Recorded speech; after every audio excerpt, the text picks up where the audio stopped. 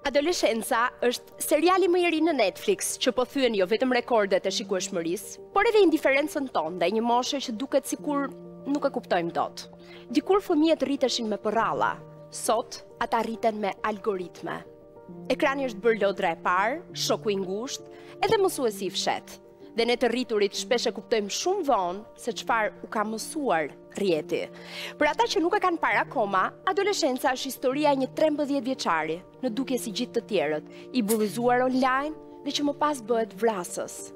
Historia e këtij djali 13 vjeçar, që kryen një akt të tmerrshëm pas një procesi të heshtur radikalizimi online, është një pasqyrë e jetëve tona që na tmerron, por nuk duhet na çudis.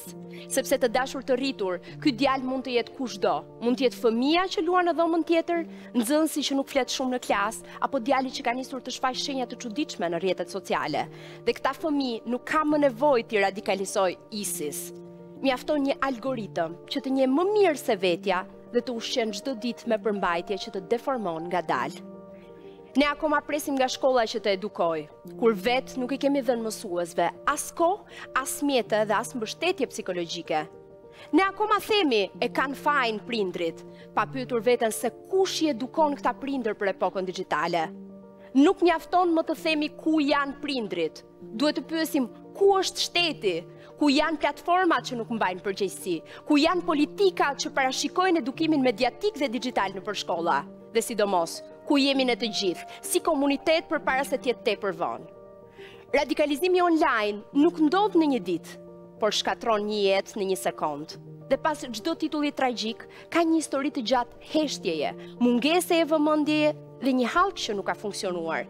Kjo hallk mund të jetë prindi, mësuesi, media apo çfarëdo institucioni. Tani është koha për të zgjuar të gjitha hallkat. Të ndërtojmë një dialog të ri, për jo vetëm çfarë ndodhi, por edhe çfarë po ndodh dhe çfarë do të ndodh. Dhe të mos kemi frikë të flasim me fëmijët tanë, sepse nëse nuk do të flasim ne, do të flas dikush tjetër. Fëmijët tanë nuk janë fajtorët e një kohe që nuk e kuptojnë.